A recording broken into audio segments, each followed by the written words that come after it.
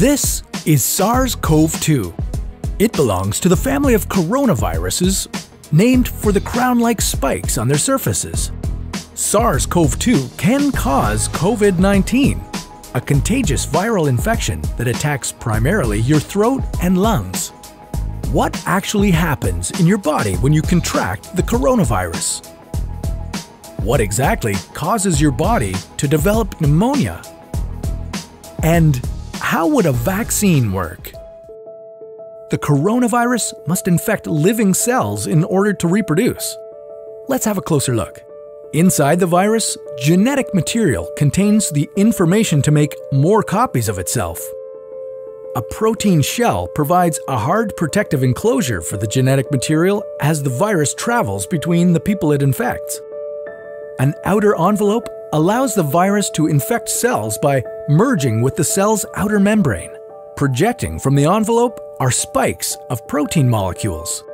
Both a typical influenza virus and the new coronavirus use their spikes like a key to get inside a cell in your body, where it takes over the cell's internal machinery, repurposing it to build the components of new viruses. When an infected person talks, coughs, or sneezes, droplets carrying the virus may land in your mouth or nose and then move into your lungs.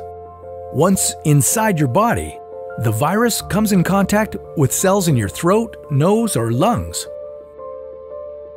One spike on the virus inserts into a receptor molecule on your healthy cell membrane like a key in a lock. This action allows the virus to get inside your cell. A typical flu virus would travel inside a sac made from your cell membrane to your cell's nucleus that houses all its genetic material. The coronavirus, on the other hand, doesn't need to enter the host cell nucleus. It can directly access parts of the host cell called ribosomes. Ribosomes use genetic information from the virus to make viral proteins, such as the spikes on the virus's surface. A packaging structure in your cell then carries the spikes in vesicles which merge with your cell's outer layer, the cell membrane. All the parts needed to create a new virus gather just beneath your cell's membrane. Then, a new virus begins to bud off from the cell's membrane. Now, with the virus spreading in your body, how can you develop pneumonia symptoms? For this, we'll have to look into your lungs. Each lung has separate sections called lobes. Normally, as you breathe, air moves freely through your trachea or windpipe, then through large tubes called bronchi, through smaller tubes called bronchioles, and finally into tiny sacs called alveoli. Your airways and alveoli are flexible and springy. When you breathe in, each air sac inflates like a small balloon. And when you exhale, the sacs deflate. Small blood vessels called capillaries surround your alveoli. Oxygen from the air you breathe passes into your capillaries, and then carbon dioxide from your body passes out of your capillaries into your alveoli so that your lungs can get rid of it when you exhale. Your airways catch most germs in the mucus that lines your trachea, bronchi, and bronchioles. In a healthy body, hair-like cilia lining the tubes constantly push the mucus and germs out of your airways, where you might expel them by coughing. Normally, cells of your immune system attack viruses and germs that make it past your mucus and cilia and enter your alveoli. However, if your immune system is weakened, like in the case of a coronavirus infection, the virus can overwhelm your immune cells, and your bronchioles and alveoli become inflamed as your immune system attacks the multiplying viruses. The inflammation can cause your alveoli to fill with fluid, making it difficult for your body to get the oxygen it needs. You could develop lobar pneumonia, where one lobe of your lungs is affected, or you could have bronchopneumonia that affects many areas of both lungs. Pneumonia may cause difficulty breathing, chest pain, coughing, fever and chills, confusion, headache, muscle pain, and fatigue.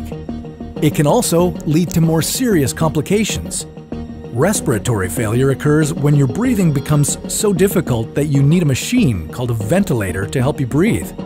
These are the machines that save lives and that medical device companies currently ramp up production for. Whether you would develop these symptoms depends on a lot of factors, such as your age and whether you already have an existing condition. While this all sounds scary, the push to develop a coronavirus vaccine is moving at high speed. Studies of other coronaviruses led most researchers to assume that people who have recovered from a SARS-CoV-2 infection could be protected from reinfection for a period of time. But that assumption needs to be backed by empirical evidence, and some studies suggest otherwise. There are several different approaches for a potential vaccine against the coronavirus. The basic idea is that you would get a shot that contains faint versions of the virus. The vaccine would expose your body to a version of the virus that is too weak to cause infection, but just strong enough to stimulate an immune response. Within a few weeks, cells in your immune system would make markers called antibodies, which would be specific for only the coronavirus, or specifically its spike protein. Antibodies then attach to the virus and prevent it from attaching to your cells. Your immune system then responds to signals from the antibodies by consuming and destroying the clumps of viruses. If you then catch the real virus at a later stage, your body would recognize it and destroy it.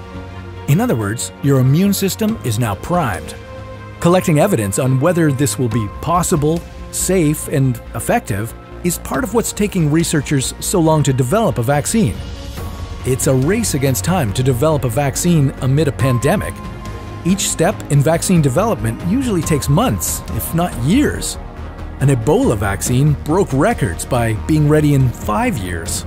The hope here is to develop one for the new coronavirus in a record-breaking 12 to 18 months. While all this will take time, stay home if you can, to protect the most vulnerable. And don't forget to wash your hands for at least 20 seconds and as often as possible.